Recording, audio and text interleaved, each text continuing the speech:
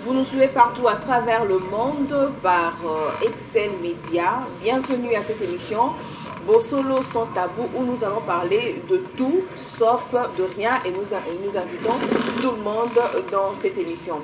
Pour aujourd'hui, nous avons un invité avec qui nous allons parler d'un sujet assez délicat qui est appelé, qui ne l'est pas appelé. Là, nous parlons des hommes de Dieu, de serviteurs de Dieu, de pasteurs, des apôtres ou encore de prophètes. Nous invitons sur ces plateaux Papa Roger Baka, à qui nous disons bonjour. Bonjour Valdès, bonjour à vous tous qui nous suivez à partir de la maison. C'est le moindre de tous, le plus petit de tous les serviteurs de Dieu, n'a commis pour la restauration de valeurs spirituelles inversées. Donc en toute simplicité et humilité, nous sommes là, comme la Bible le dit, étant toujours prêts à répondre avec douceur et respect quiconque vous demande l'objet de votre espérance.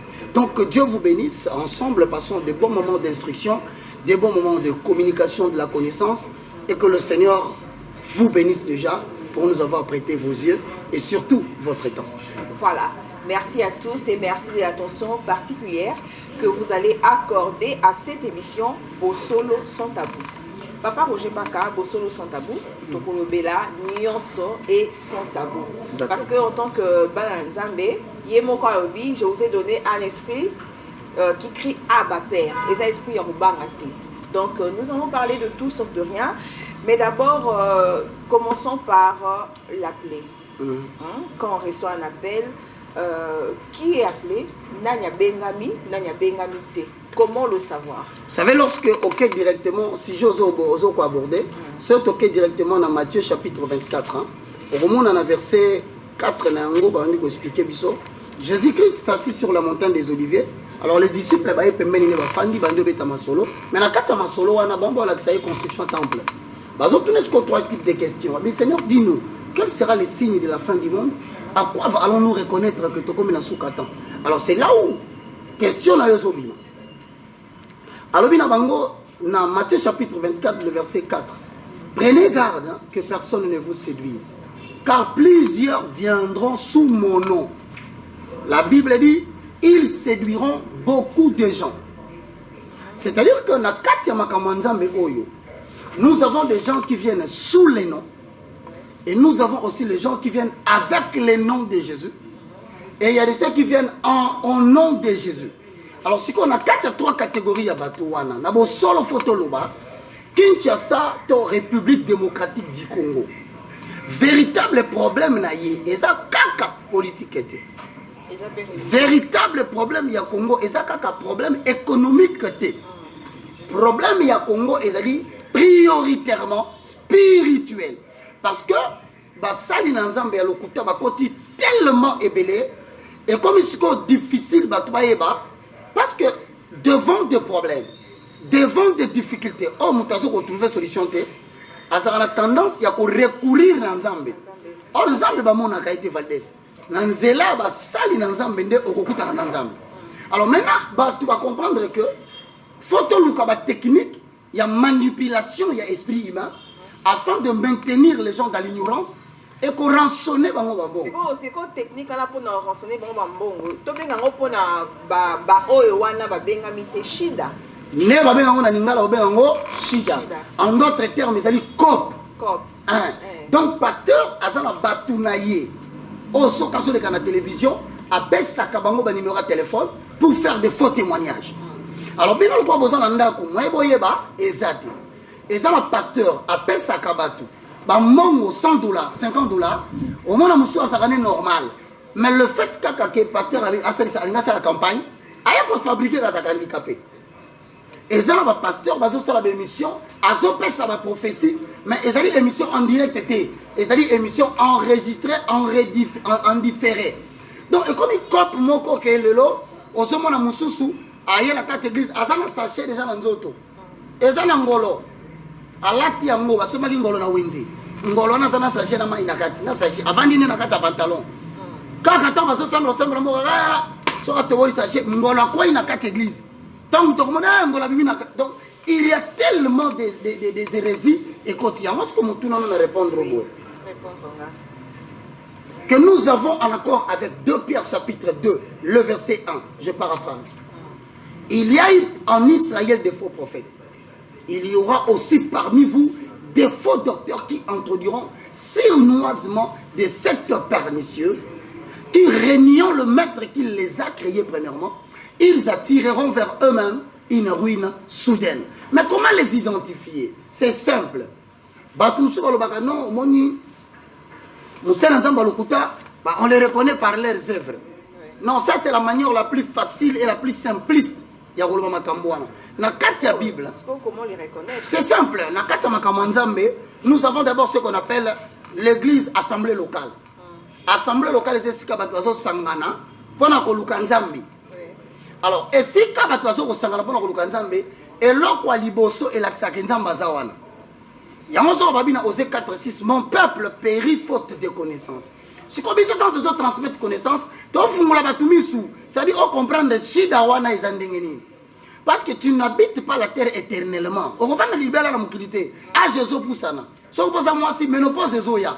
Si vous posez mobali, fatigue et zoya, vanité de vanité, tout est vanité. Donc c'est le moment de comprendre la vérité pour on se prénoncer dans mon guide. Pour n'aller la kuna libale gozalate. N'aller la kuna mbongo gozalate. Si vous ceux qui ont raté vie awa, et ça n'a pas tout un mandat, il y a qu'on ratisser ba tout vie dans sa mokil. Si vous avez un mandat, il y a besoin de sabatouana ba o, il y a ba o ratisser ba ninga vie aux hommes sabon nzela. Non, parce que objectif n'anga ezananine.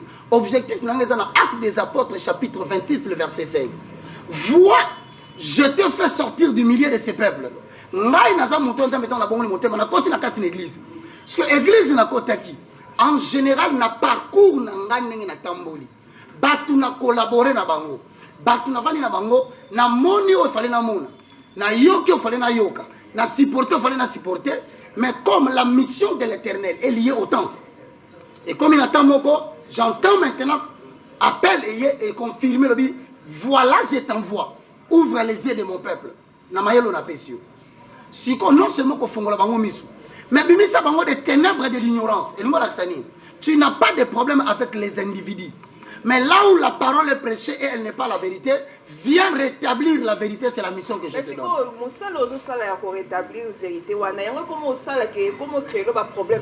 Ne t'inquiète pas, il y a 3 types de souffrances. La vie à moutou, ça va souffrance misato. Souffrance, il y a liboso et ça obiso te connaître. La souffrance qui est liée à l'appel. Tu ne peux jamais servir Dieu sans connaître des persécutions. Parce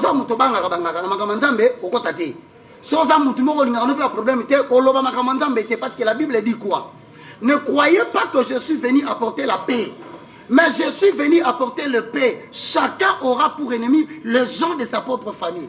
Or, famille n'est pas biologique. Famille n'est pas basée dans un boto terre na bango. Ce qui n'a lobby likambo. Et que hier à se retrouver net na beto lisola yangola bi mutana lokol. Immédiatement mi se va te kep na limete. Siko ce qui mi sara batungulu. O mi sara ngombe. Immédiatement aussi que lingai. Alors que na lobby na yote. Na lobby seulement que l'évangile. Au lobby n'a peut-être indirectement. Pour puisque surtout au yebi que muto abimi sara batu ba mi selekete bangolo et ça pasteur mutobo. Hein?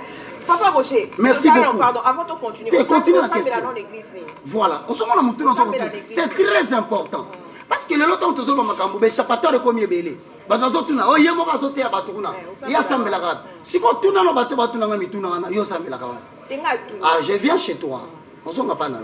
Quel est l'objectif que vous voulez atteindre quand vous lui posez la question à sambela ka?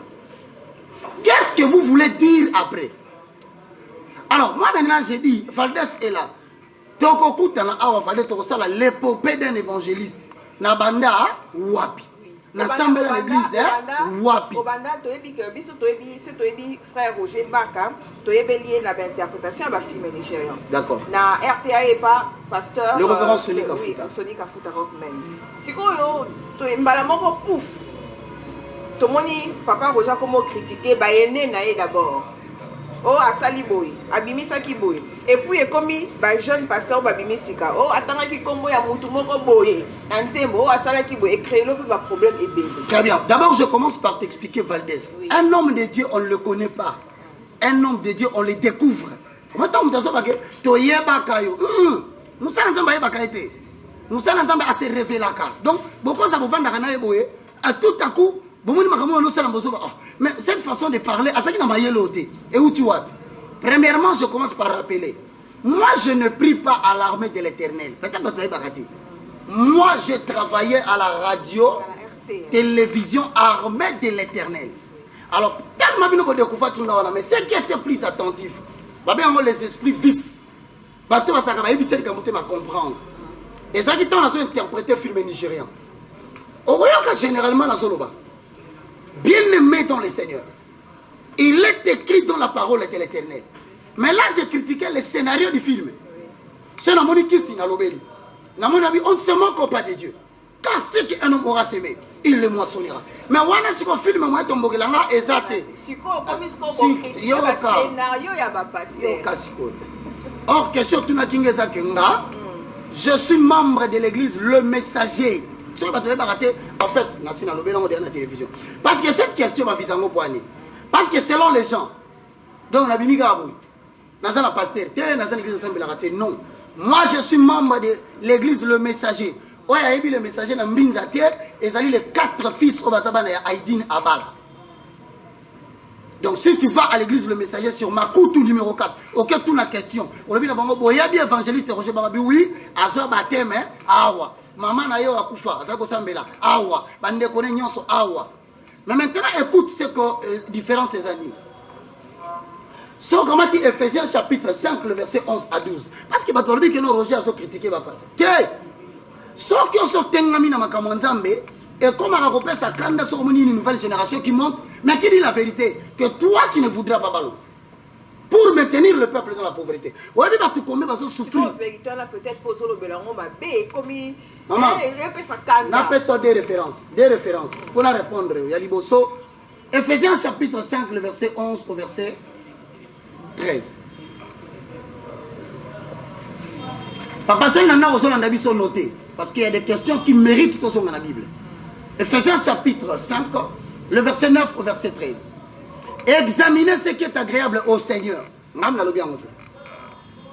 Examinez ce qui est agréable au Seigneur. Donc, Ezala Yo Valdez, Ezala Ngai évangéliste Roger Baka, Ezala Bande comme sous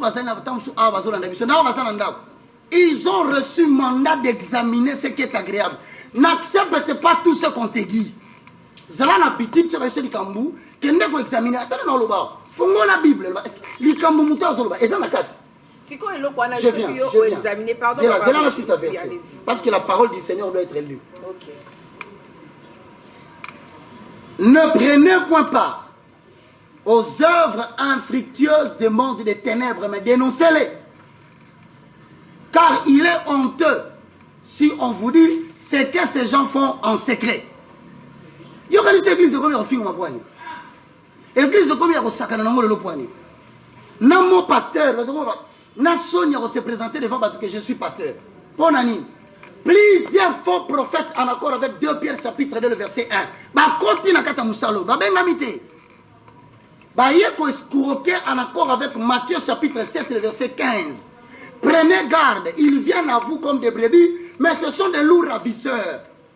Les lois sont comme on finga baba baba ningala baba nini muyaka moko fingisa bayaka elingolo banini elingolo bateke muyaka za mabe eza expression ko lobaka ke mutu moko asala ki aventure dit na Kinshasa comment voulez-vous un pays comme la République démocratique du Congo baza côté ya batu mbongo ebi manakati ya chambre na se ya mbetu na sachet prophète moko la télévision sur le belango sikoyo eloko batu balingi na Kinshasa ezani donc biso soto lo balangage moko. Sikoyo papa Roger et le maïnek na loba. Ce qui est monyango observé au monyango que est agréable té. Moto mususu ya moni na yango est agréable. Sikoyo problème no na wana ezanini na yango institut qui est commis juge de pasteur. Siko rend l'évangile les amis. Na tuni na luna qui vous a fait juge de pasteur. Je viens. Oui. Na lobi no aw. Oyo ki balobi ne prenez point part. C'est un mandat personnel. Soyo kolobate kolobate. L'appel de Dieu n'est jamais collectif. Zamba benga kabatu jamais groupe boya botere mela likambo et si ganga na yokela kinzambe yo zala kité et si ga yo boyokela kinzambe ya kosala tenga pena zala kité mais dis-moi les ténèbres et la lumière ne marcheront jamais ensemble. Bon Jésus a un problème na Bible né tout na na tinda kai Esaïe a son problème ndengeni. Matthieu a son problème ndengeni. Apôtre Paul, kutu mutaza ko sala mabe, azoti na baboma basana nzambe. Et comme na minute moko a changé la vie. Baboma ba kata mutu nana tindaka ye. Nani atindaki Simon Pierre. Le Jésus que vous avez crucifié, c'est lui le Fils de Dieu. Baboma est en forme de X. Parce que mutu batema c'est makolate likolo. Jacques, je vous dis que si vous ne vous repentez pas, vous mourrez. Combien des apôtres ne sont pas morts? Alors, Dieu s'est arrêté de parler. C'est ça le problème. Dans la logique de la Bible, en accord avec Ecclésiaste, je crois, 1, 3, 4, une génération s'en va, une autre génération vient. Mais quand à la génération va passer Rabiso, il y a des risques de réveil, tout ça, ça fait honte de savoir que Côte d'Ivoire, des nations comme le Cameroun, nous sommes allés dans une conférence à Brazzaville ici. Il y avait 2 Ivoiriens. Il y avait un Gabonais. Je crois que c'est le pasteur Ken. Tous allés à Brazzaville là. Mais maman, quelle honte! Le Camerounais prend la parole. Comment nous avons trop de prédicateurs, mais peu d'enseignants. Les gens qui maîtrisent le fondement de la Bible. Les gens qui maîtrisent les fondamentaux du christianisme. La parole de Dieu. Asa pasteur, asa apôtre, mais ayebin zambe na mubimba nae. Bazate. Siko awa tolobi, qui t'a envoyé, Roger Bak? Est-ce que tu n'as pas de matin dans tes arènes? Parce que peut-être que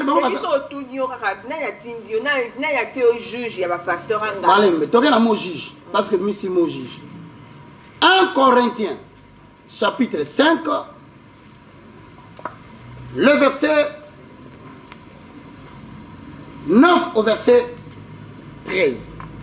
Il y a un soir quand on critiquer ma camarade, on a les mêmes questions qu'on me pose. Nanya tindio banakomona batu mabea. Nana tino ndo lebela makambo. Pesa bango référence oyo. L'appel de Dieu n'est pas associative. Nzamba benga batu par association te. La vocation n'est pas associative. L'appel n'est pas par association. Na répétant mon lingala. Nzamba benga batu malamori bokete. Il n'y a pas aussi des histoires de couple pastoral. Dieu appelle quelqu'un avec un don prédominant. Moussou soit ende ko soutenir. Siko na mutuna mama tuninga yoka. 1 Corinthiens chapitre 5, le verset 9 au verset 11. Je vous ai écrit dans ma lettre, on apôtre Paul Mutazoloba, de ne pas avoir de relations avec les débauchés. Oh, na komeli bino mukanda. Mais na tindeli bino kuna. Zambe ndala bina komela bino. Mais bon pekisa batu kuna, batika kozala na relation na ba débauché. Siko mwana débauché batu bana ko ka bien hein. Expliquez selon moi la bien. Les débauchés sont les personnes qui pratiquent la débauche.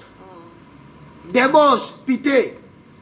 Si quand on va le pité, tu vas se dire que tu vas bien, il y a l'accès. Ngam na combien ngo? Et puis ça kande. Si quand y a la Bible, ça il faut tembler comme la monter quoi une église.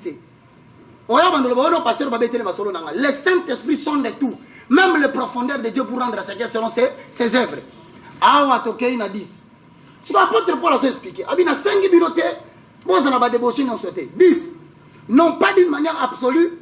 Avec les débauchés de ce monde, ça veut dire, si je vous interdis, je ne vous interdis pas d'avoir des relations avec les débauchés de manière absolue. C'est-à-dire que je ne refuse pas que vous parlez avec tous les débauchés du monde. Laissez les débauchés du monde. Je ne vous ai pas interdit avec eux. Mais qu'est-ce qu'on a fait? 11. Maintenant, c'est que je vous ai écrit, parce que vous n'avez pas compris. Nayoki ke, bokom ga sotambri na baba lo moni mutu. Oh, kosona na ngaite, yo za débauché. Oh, famille ça va te débaucher. Au travers l'apôtre Paul, je suis venu pour les païens. Et là qu'on a commis la Bible, on a expliqué très bien. 11. Maintenant, ce que je vous ai écrit, c'est de ne pas avoir des relations avec quelqu'un qui se nomme frère, et débauché, cupide, idolâtre, outragé, ivrogne ou ravisseur. De ne même pas manger avec cet homme. Si on t'a expliqué, alors il a katikati ya batei. Bon, inviter beaucoup de la carte, beaucoup de débauchés. C'est-à-dire, Moutou, Azar, on a prostitué, n'a mis picou. Bazar. Oh. Dis non, sur ma chemise, il y a 12 ans. Il y a des hommes de Dieu, parce qu'il y a un gnosticisme. Ah ouais. Dans le bino, il y a un gnosticisme. À travers l'esprit, il y a des efforts. Les efforts sont des personnes. personne ne va s'arrêter macabre. Bilongi mabe. Oui, n'attend. Bongisa prison. Tu vois? Parce que on a besoin de parler de Bongisa prison. Parce que ce tangi babé en français dit on va diffamation. Tu sais ça. Ouais, mais serviteur à Mboka na biso. Baza souvent secrétaire. Bango m'embotant la Bible comme très rare et comme des articles. Tu blagues, j'ai mes avocats. Donc, il y a un Valdez éviter ma problème. Et de toutes les façons, ma démarche n'est pas subjectiviste. Moi, j'attaque l'objet. Maintenant, on va attaquer l'objet. L'objet, on a ce qu'on a indirectement, on attaque. Bon, on est dit que l'église pour bon. Voilà ma camp. Il y a le mensonge. Objet, on s'attaque. Na lobby na yoto zonga wana nam. Qui a dit qu'on m'avait arrêté?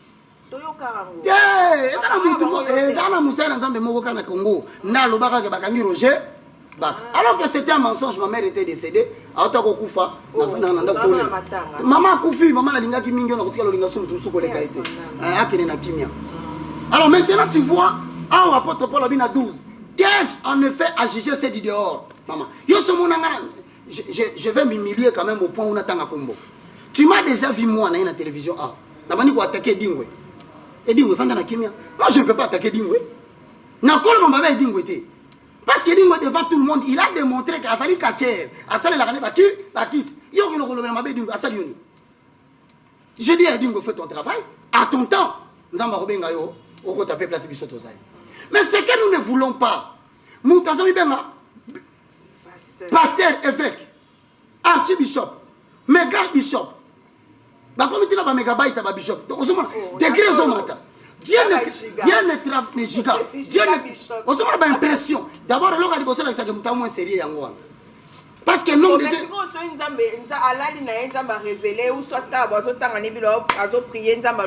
je t'appelle pour David. Allez après moi je t'appelle un giga bishop. Dieu va commencer à prendre des mots qui n'existent pas dans la Bible. Dieu il commence à l'existence. Il y a modernité. Donc, il y a des pasteurs médiocres. Oh non, il y a des pasteurs médiocres. C'est-à-dire pour dire au pasteur, Dieu ne travaille pas avec les titres. Moi, j'ai dit aux hommes de Dieu, pas besoin de moi si si on doit protéger le couple, évitez-moi si on fréquenter le pasteur, parce qu'on pseudo. Seulement il passe comme dans la pseudo des titres grandiloquents, mais apparemment dans un discours creux. Titre tel mais ma cambazolo banage na ye, et ça correspond à l'issue. Ce n'est que normal. Yogana bisayo. Na makamanzambo tu as deux choses dans la génération. Et ça va baby que na bungi. Le col a 1 Samuel chapitre 3. Et lui le sacrificateur, il va déjà que ça tiki na manzambo. Bana na yebe bato sala ba bêtise na kata sacerdoce. Tant où Samuel a lali na kata tempelo babi, la lampe de l'Éternel n'était pas encore éteinte. Et la voix de l'Éternel se fit entendre et dit à Samuel, Samuel. Samuel a sutuki. Akepa il benginga. Il habitait na bengi yote zonga. Alors il se sous Samuel, quand Dieu veut parler pour le Congo, il ne parlera pas aux vieux prophètes qui ont égaré la Bible. Ces gens qui ont légalisé la boisson alcoolique. Est-ce que les gens pasteur tasse? Ah bon? Tasse, azui tasse. Mususu azui qui goes. Mususu mbidika. Wana mela ouais. Muscador atena kati. Ah mela ouais. Basta ko tele na ndaku bato ko tela ye. Mais maintenant le problème c'est quoi? 3 catégories bato bapengwa ka mingi kota ba pasteur. 1 ba chauffeur na bango. 2 bato misala na ndaku. 3 garde du corps à Simba Kamunduki.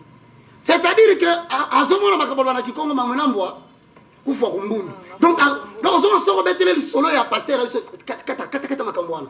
Kata Badjana, on va aventurier au Sarate. Moi, je te dis, on est pasteur dans Mélanie. On va en bilier dans Mélanie. Tu t'imagines jusqu'à quel degré va minimiser sacrificature. Si on manque ceux qui ne malades pour l'année, tout le monde va jeter le sort à la politique.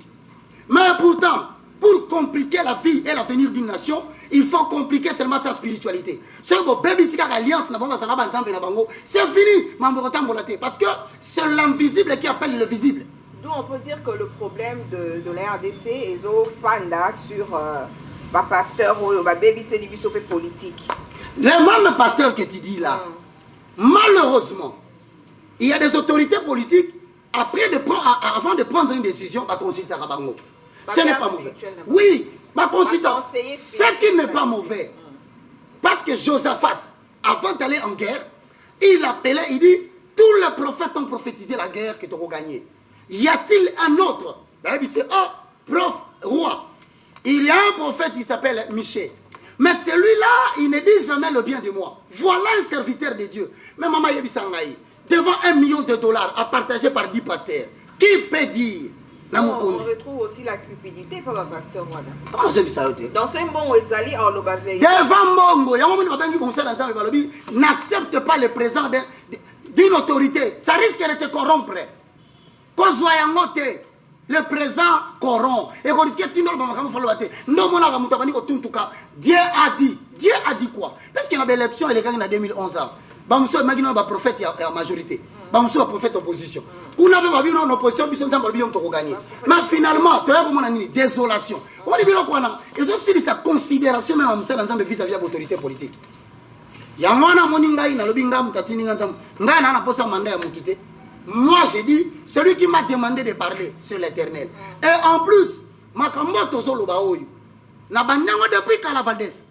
Pose au vivre, regarde tant que on a vivre. Maman, il faut que nous benga na makasi na yote. Na nguya na yote na Zacharie chapitre 4 verset 6.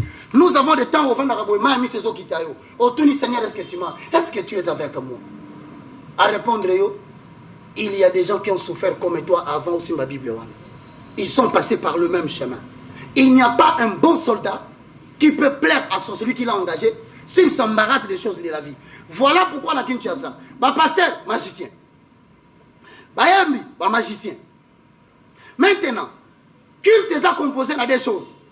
La louange et la prédication. Mais ce que tu as pasteur en géologie, pasteur a un voyage astral. C'est-à-dire comment on s'est retrouvé en Afrique du Sud ou bien en Bas-Congo, au Zongo, c'est non. Maman leki na bina tindeli ombote. Maman leki na bisa tindeli ombote comment? Siko bango balingini. Omani promesse na balingi biso tolo no salelo komoko. Ah balingi siko se basa makamano ngana ngape na ya. Ti sa lobi na oteke oya. Siko yo ndengo zo lobelango. On dirait dans la dent moko contre bango. Donc, vous ne savez pas que Dieu a la dent contre les péchés. Qui ne sait pas que Dieu n'aime pas les péchés? Alors, yo siko yo ngora mungu nzambe. Tu vas entendre Dieu. La Bible a dit poussé par l'esprit. Les hommes ont parlé de la part de Dieu. C'est-à-dire que nul ne peut dire que Jésus-Christ est Seigneur et enfin, on va casser ensemble. Jamais. Et puis, retenir les communautés du Seigneur. Chacun est esclave du péché qui a triomphé de lui. Celui qui a ensemble, c'est à quoi il a écoué, on a bassi à bateau. Lui, quand il a pité, à Colobé, l'angle sur l'église. Lui, c'est quoi? C'est le miracle. C'est l'Europe. C'est la prospérité. C'est l'abondance matérielle. Pourquoi? Parce que le roi est kangi. Comment il y a des soumis c'est kangi? Donc il y a des pasteurs qui ne peuvent pas. Maman, et ça n'a moussous va passer qui sinaye abima kana basi abatu na quatre églises. Basalia on a Kinshasa. Et puis on a ça bisayo. Ya solo. Aucun vérifier li solo na ye. Oyo non. Et puis nous te fandi no boy. Valides, nous faisons une émission avec toi. Oyo ka passer abani ko biso ba makambo za tinate. Oh non mais Valdez. C'est toi. Nous allons créer. On crée tout comment? Prêche la parole. 2 Timothée chapitre 4 verset 1 à 4. Insiste à toute occasion, favorable ou non, car il viendra des temps où les gens ne s'attacheront plus à la scène doctrine. Maman, génération si gagne, yo to salaire. Ozo ka salaire na zanga moko. Toza est belé, il y a encore 7000 qui n'ont pas fléchi devant Baal. Il y a collègue na mayele baza. Il y a collègue na ba faire baza. Il y a encore avec droiture, c'est belé. Peut-être parce que nous avons la visibilité à la TV, nous sommes nombreux éparpillés partout dans le monde. Mais malheureusement pour moi, Nabimi Simutu, Nalobi Makambo, Batuaso Bangapoani, pour solo Makamboana, au perdre succès, Bako Inayo, on dit que ça va passer, M. Azotana qui s'appelle Sepelanaï. Donc il y a commencé à Makambo, il y a évangile à Nîmes. Il y a Poto, il y a Kobonganavi. Au moment où il y a pasteur dans la Bible en filigrane, comme la Bible en informatique. De partir dans l'église dans Moussapena. Et planter dans la 4 églises. Verset Bungi. À mon protocole. Non. Quand quelle que soit l'augmentation de la connaissance en matière de technologie dans le monde, à Tabotongi, temple, ils ont 425, nous avons temple, le monde alimentaire, dans l'église fashion. Nazaro Bisabino, papa, en enfer, il y aura. L'église fashion. 450 ventilateurs. Vous allez mettre. Entre première rina 17e rina, vous avez rina. Oh, il y a solo là. Bon, tout dépend de toi. Il y a aussi la recherche d'un journaliste. Mais il y a une église fashion. On n'a pas besoin de ventilateurs à l'église. Quelle est la qualité des gens que tu as à l'église? Qualité à Batou. Finalement, ce sont les mêmes personnes. Et ce sont les mêmes personnes qui nous vont sur l'église. Généralement, tu peux reconnaître parce que ceux qui battent louange dans la carte église, maman nangaye. Oui, mais tu as comme un chantre gymnaste. Allez, montez, sautez. Allez, on courbe. Mais papa, la chaîne de télévision à Tongo est comme un programme de gymnastique. On va continuer la musique, on va faire la gymnastique. Mais au Talinzembu Yamutu, Moussous, parce que la serre n'a pas de 5 serres va filmer à Kabango. Bah, il sert à la louquette. Ce qui nous a besoin de filmer, tu as le louquette, tu as le cassé. Donc, vas-y, clip pour la télévision. Mais est-ce que tu as besoin de moutouache? Bozo Moutuna, vision ya moutouache chez les balou, et ça a un message. Vision ya moutouache, il y a le quête en moi si kobina, et ça a un message va transmettre à Canalibala, pour ainsi dire, bazo pèse un message moko ésotérique, na belle famille que bozo moi c'est ma bête. Mais to comme na carte église, on a serre moko, et Jésus. Patient, maouin. Papa Roger. La Bible dit les désirs de la chair sont opposés à ceux de l'esprit. La chair a des sentiments opposés. Mon lit, mon ensemble, ceux qui a tourné la carte dans mon tout. Et l'autre, il a développé à casser la prière. Au moment où vous yemba yemba monsieur sopana. Bozo yemba zo kapo sa bondela. Bozo yemba ki posa fukama. Mais oyo to komi na ngolelo, Babylon kwa libanda. Ozo kana ba crier comme ni. Mabine utana lola papa. Tuna bango depuis batu bakufa babika nani akota lola mutu akoti lola tisi kwa zata par Jésus Christ mutafandi kuna bongo sabiso bisika bon wewe utaki na lola na uti wapi oh boya kotela bisaka kata mukili voilà pourquoi église eza akobeba siko il faut c'est normal maman yo kanisi mission mbape saka mutu lokola tala eza deux missions pe ya passe basi Paul nazo mutu lokola Pierre Jésus dit est-ce que tu m'aimes? Ah Seigneur toi tu le sais. À tourner sous des fois. Abi Seigneur, toi tu le sais. Abi bon, si tu m'aimes, paie mes brebis. Et nous allons dire, pate basalaka ya mutu, te. Bon, pate basé à Jésus-Christ, invite aux bateaux à commettre la télévision à charge. Mon zoom, on a pasteur à Soloba. Je suis entre moi, j'ai beaucoup de brebis. Des brebis. Bon, pate ba comme yayo. Ah, voilà pourquoi tu t'es transformé en une personne qui mange la viande. Donc, mon bate, une pate, mon soleil à Missouni.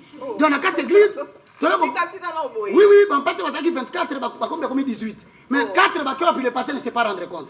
L'année information malam. Azako présenté ba tuna carte église babalanaki, baboti moi na bon boso ba consacrer.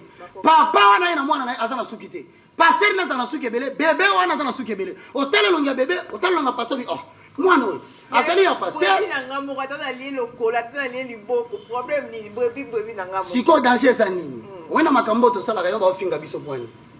Les mêmes gens qui font des bêtises avec des pasteurs. Vous savez qu'ils appellent d'autres pasteurs.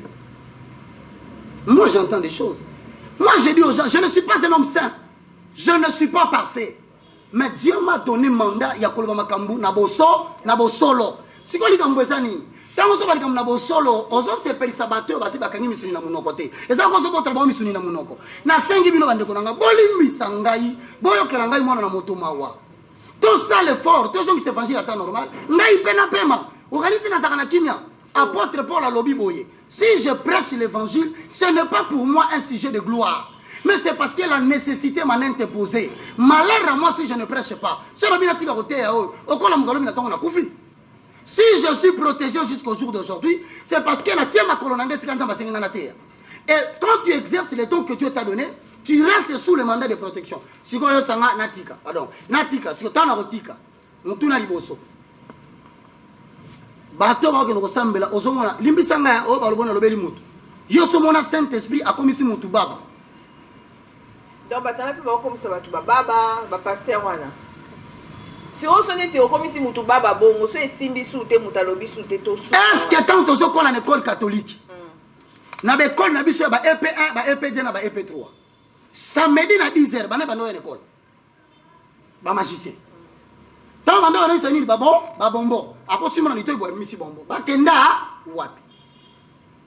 Bato ba zo sala ba magie ko ta ba tima ko na limité awa na 7e riz. Ba kenda wapi. Tous ces gens-là se sont déguisés. Il y a des serviteurs de Dieu. Sur la catholique. Babylone la grande, c'est la prostituée. Bible est bien que bango, église sur Hollandais a aucun fait. Bon, si quoi yo, biso, donc on va attaquer batute. N'a pas makambo église de réveil Valdès, makambo église de réveil. Comment veux-tu na quatre église de réveil? Pasteur atambula kananga. Oh. C'est pas bien vivant vivant. Je ne sais pas ce qui comprennent. Dans l'église, pasteur atambola penanganga. Ba pasteur on peut. Comment la ya vivant vivant. Donc atambola kana vivant vivant. Si on vivant vivant, nous allons les années à travailler comme match à lobby. À ce travail campagne. À travailler c'est au lobby. Ngai na so bombeloté. Il y a un pasteur des églises de réveil. Ba kangié na cimetière ya Gombe. Avec un témoignage né dans le bas. Oui bien. Attends la combo. Yo au la prison. Si azala kasavu bakangiye na kata cimetière à Gombe. Si autant bakangiye na cimetière à Gombe. Si autant bakangiye na cimetière à Gombe bien aimé, azana batazo ko sala nini? Bazo sala incantation pour demander aux esprits babima ba kota na kati na batu. Mais bango moko ne basa capable ya kolongola mauvais sort wana. Alors yo tango voyana tongo sambeli likamane longwe yo kanisi ndeti asali miracle. Ora asali miracle te. Témoignage réel. Nana posa ko bango te bien aimé. Je n'ai même pas besoin de citer les noms. Awana Kinshasa, il y a un monsieur qui marche très bien. Mais va trouver na TV handicapé. Siko papa Roger to ko beta maboko siko to sepela makambo. Siko yo makambo wana nyoso to oyeba ngo ndenini. Wana ba pie petit na otinda ka bango bakota na l'église wana bayeba makambo zo leta église wana to ezalaka ba révélation dans le kolo obengami o dénoncer ba révélation peso ya bon oyeba makambo wana ndeni. Merci, wana ozo na Bible.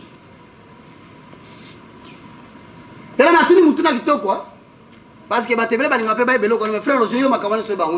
premièrement, moi je fais l'évangile des recherches. C'est différent avec l'évangile de la prédication. Journaliste de recherche. Journaliste d'investigation. Oui, évangéliste d'investigation. Théologie, ça peut la théologie. Recherche, ça veut dire quoi? Il y a des techniques d'enquête. C'est-à-dire, tu achètes par exemple 10 versions bibliques. Aussi la version du professeur Frank Thompson. Aussi la version commentaire biblique avec MacArthur. Aussi la version 70. Aussi la version la Bible amplifiée. Aussi la version Scofield. Aussi la semeur. Aussi un mot tandi angoana. Maman, oui, nous sommes tous les Nzamboyo. Nous avons évangile changé. Et ça, c'est à Kalate. Au Kumbi Moutoukanayo. Au sommet un modérateur dans le allô, j'arrive dans 5 minutes. Au combien à l'église de Missi, ma Bible, il y a un noir Wana. Et là, on dit qu'il joue Wana. Les gens commencent à devenir exigeants. Les gens veulent écouter l'agneau. Les gens veulent voir déchirer la parole. Les gens ont besoin de voir l'agneau être révélé. Il y a un moment et comme il est difficile, bah mentir, bah percer. Si on peut facilement, bah continue à miracle. Bah continue à prophétie. Pour répondre à la question, réponse c'est ça. Jean chapitre 14, le verset 26. Jean chapitre 14, le verset 26. Je lis au nom de Jésus. Mais les consolateurs, l'Esprit Saint, que le Père enverra en mon nom,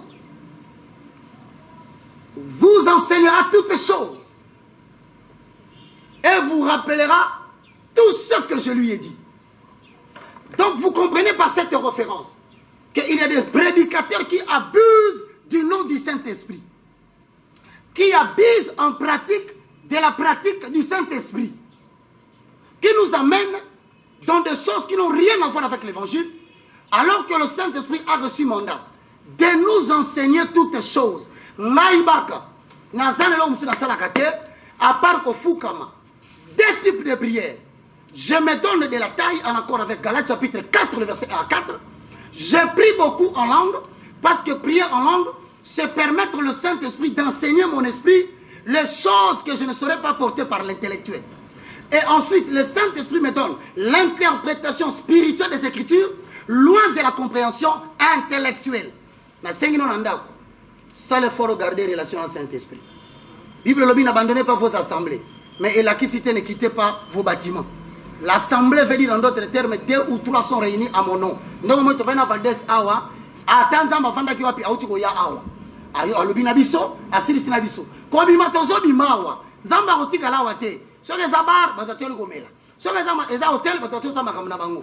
Mais 2 ou 3 sont réunis au nom de Dieu. Ils invitent la puissance de Dieu à être là. C'est ça l'assemblée des saints. Nous t'avons salué sous tout ok ma pasteur. Pasteur a kufa pona yote. Apôtre à Koufa Pona Yote, évangéliste à Koufa Pona Yote, moi je ne te présente pas un nom. Même pas mon église, même pas mon nom. Ce que je te présente, c'est Jésus-Christ de Nazareth. Que Dieu te bénisse. Merci de nous avoir suivis. Et je crois que pour tout contact, vous allez me permettre? Oui, allez-y. En contact parce que sur la peine chaîne c'est beau mingi, c'est très sérieuse. Je vois même de par la production, vous sentez vraiment que Ezelo Komongo est sérieux. Na remercier géniteur néango. Que Dieu te bénisse. Parce que tu copies sa biso chance, tout le monde a mis sur battu. Donc, si vous avez biso à s'abonner, pourquoi on a dit s'abonner? Parce que vous avez la possibilité, il y a un évangéliste Roger Baka dans toutes ses prédications chaque fois. Il est difficile d'annoncer la vérité sans dénoncer. Ce sont des choses qui marchent de pair. Comprenez-nous, moins que rien, Nzamba Pambola Bino. 00243, c'est le code de la République démocratique du Congo. 9 98 ou 9 98 82 0 0 04. Ensuite, nous avons le deuxième numéro. Il y a des dans la WhatsApp, on a la prière, on a enseignement pour un traitement pendant la semaine. 00243 90 79 66 785. J'en profite pour conclure et dire Bible lobby, laissez livrer et la bonne semence croître ensemble. Ce qui est bien pour sabatu, aux ivres, cola, tu remets dans le souk. Mais pour empêcher les bisoter, tu cola pour annoncer la bonne semence. Que Dieu vous bénisse. Voilà, merci beaucoup Papa Roger Baka de nous avoir honoré. Je remercie les cadres qui nous ont accueillis, Kabinda Saint-Terre. Je remercie également Bato Onyo Sotou, Bajo Salah, Bassisté Bisso, Maître Mombele et la sécurité. En tout cas, merci pour Tomoni Moussalo Sali, Tomoni que sécurité qui a assuré. Merci à Kevin, merci Sandrine, merci au Cordon, Gaëtan Vandal, merci pour la Moussala Kitoko, Excel Média. Abonnez-vous et restez branchés sur nos programmes. Au revoir.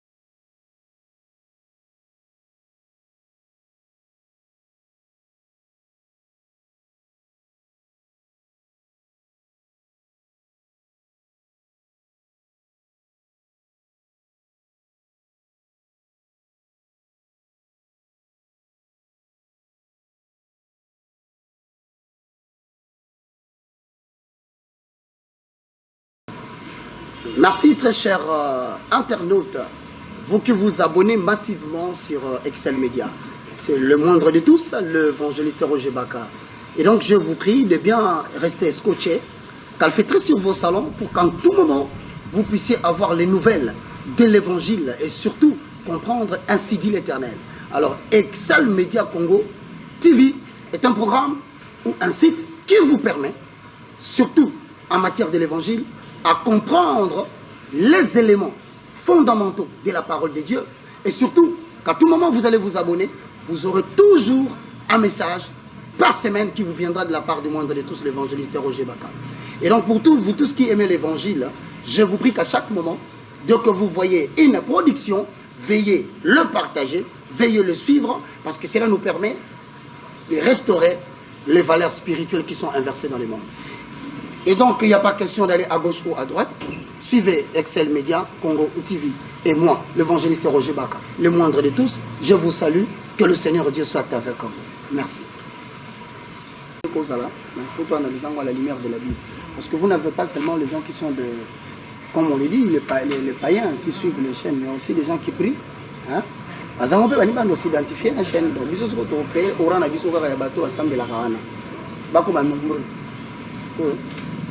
faudrait ceux qui vont tourner quand. Pour tourner, donc là, ça va dispo. Donc, chaque lundi à partir de quelle heure? Le R ni boy. Tout à 12 heures. 10 heures. 12 heures. Là, il n'a pas de biscuit mi balé. Soyez na bengi bino na.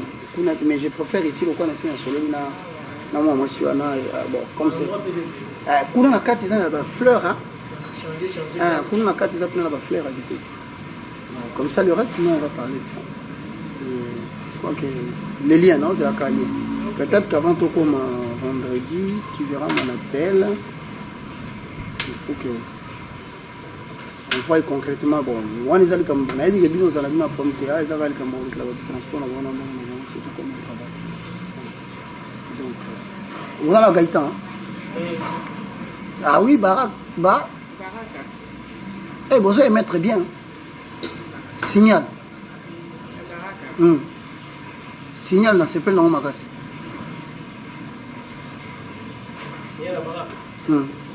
Les clair.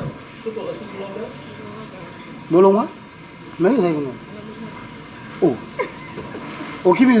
Qu'est-ce qui se passe? Bon, en fait, le problème avec l'avènement et Internet, parce que marketing et commercial les autres ont soudé. Or, nous sommes le monde de tout ça.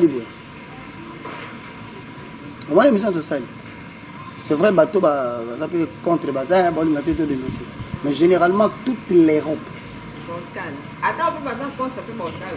Donc, ça dit que de toute façon, l'andango est comme une actualité macasse. Comme une actualité macasse. Bon, parlons de toi.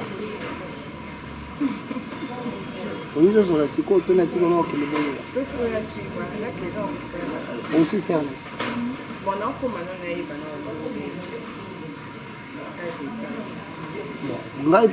je vais aller peut-être récupérer parce que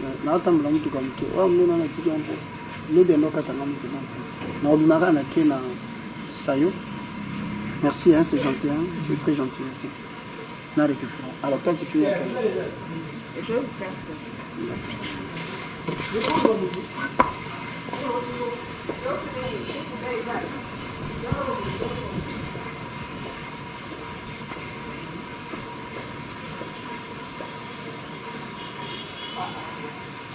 Vous avez la chance, hein?